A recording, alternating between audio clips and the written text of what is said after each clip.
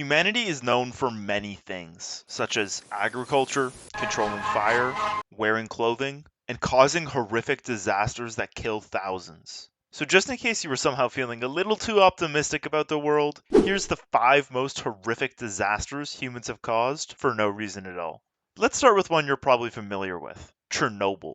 In very simple terms, things started going wrong when engineers restarted the reactor after a test. When the reactor came back online, there was a power surge that caused a meltdown, along with a fire that lasted for 8 straight days, spreading radioactive material across much of Europe. As one of the most disastrous nuclear mishaps, Chernobyl is seared into the memory of the entire globe. There's actually a scale to measure how damaging a nuclear disaster is, and Chernobyl rates at 7 out of 7. Now, dear viewer, this obviously begs the question of why. What made Chernobyl so disastrous? To get a sense of the scale of Chernobyl, let's talk some numbers. The Soviet cleanup operation alone involved 500,000 workers, costing over $68 billion, along with 68,000 people evacuated. Estimates for the death toll vary, but most have it at the 9,000 mark or higher. In the coming years after the disaster, Chernobyl would become infamous for the danger around it, until eventually the structure was encased in a concrete sarcophagus. The area around Chernobyl won't be habitable for another, 20,000 years, but that's just the first disaster we're discussing today. Our next calamity takes us to the other guys in the Cold War. Good old US of A. It all went down in sleepy little Libby, Montana, when a huge vermiculite mine was discovered near the city. Vermiculite is a pretty valuable commodity, and Libby would go on to produce 80% of it worldwide. This brought wealth and prosperity to the city for a time, but such a large mining operation led to quite a few byproducts. Before long, the air was filled with dust from the mines. Even those who didn't work at the mines would know of the fog. There was just one small issue with all this. Libby's vermiculite was mixed with asbestos, everyone's favorite toxic chemical. If you haven't heard of asbestos, it was a popular insulator until it was discovered that inhaling it causes severe lung damage along with cancer. Unfortunately, the mining went on with the adverse effects unnoticed until 1963, when W.R. Grace and Company bought out the mine. Now, W.R. Grace was fully aware of the asbestos in the mine and even its health effects, but they weren't required by law to take measures to prevent exposure. So, essentially, this all could have been avoided with some slightly more responsible lawmakers. Totally unrelated to the known source of toxic chemicals spewing into the air nearby, 10% of the population of Libby would die from asbestos contamination. For context, if 10% of New York City was exposed to this level of asbestos, 800,000 would have died. As always, the government decided to privatize the profit and publicize the losses, letting W.R. Grace off the hook and shelling out over $500 million in medical fees and cleanup. The little town of Libby had been reduced to a virtual wasteland. It would never be the same again. Even still, our next catastrophe is orders of magnitude larger than Libby. The Bhopal disaster occurred during 1984 in the Madhya Pradesh region of India. The crisis began at the Union Carbide pesticide plant, which had 3 68,000-liter tanks filled with the extremely toxic chemical methoisocyanate. I'm sure you see where this is going. Before long, water would somehow enter the tank and begin contaminating the enclosure, causing dangerous chemical reactions to spiral. Pressure was building, with the tank eventually causing a leak, which would begin to be noticed around 11:30 p.m. on December 2nd, when some of the workers began to feel the first effects of poisoning. The leak was quickly located, but in true human fashion, dealing with the critical disaster was procrastinated until after their tea break. This is why we shouldn't have British influence in India, guys.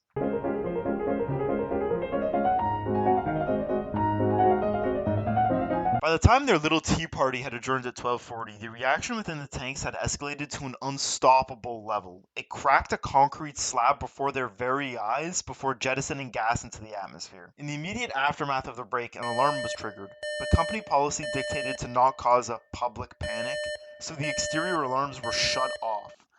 The crisis was eventually discovered, but a lack of communication continued to impede efforts. When warning the hospital of the crisis, workers used the acronym MIC to describe the chemical rather than the full name. The issue being that the hospital workers had no idea what that meant, was, or how to treat exposure to it. As a result of this series of unfortunate events, thousands would be dead by daybreak, and the largest industrial disaster in human history had unfolded. All of this happened under the purview of an American company named Union Carbide, who were operating the plant. A full investigation would be held by the Indian government, eventually forcing Union Carbide to pay $960 million as restitution. However, Union Carbide has maintained that they are not at fault, and that a lone, rogue employee intentionally introduced water into the tank to cause the crisis. Now, I'm not going to tell you what to believe, but they certainly have motive not to take responsibility. Moving just southeast from India, we find our next fiasco in Indonesia, an area known for having quite a bit of volcanic activity. Indonesia would get a slightly different volcano when the Lapindo Brantas Company moved in to begin harvesting rich natural gas reserves around the Sidoarjo region in 2006. The company began drilling into the ground, but this destabilized the area and possibly contributed to the ensuing events. Just as the mining started to look dangerous, God looked down on these poor souls, struggling to prevent an eruption, and thought, ah, yes, now is the time for an earthquake. At the worst time possible, a 6.4 magnitude Bantul earthquake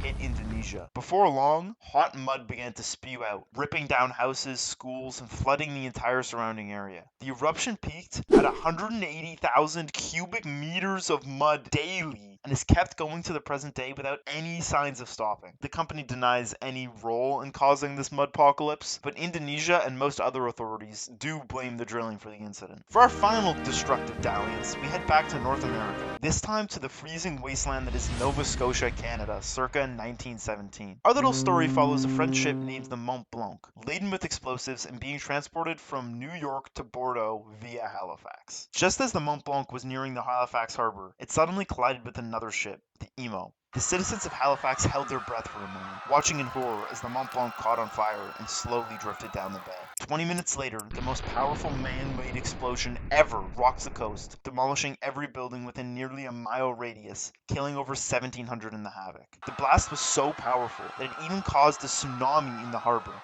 pushing the Emo ashore.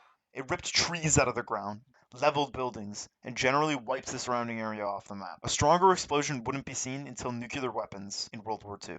The blast was seared into the memory of the residents and has a lasting legacy even today. Now, luckily for humanity, that's all, folks. Please like and subscribe if you enjoyed, and tune in soon for the next video.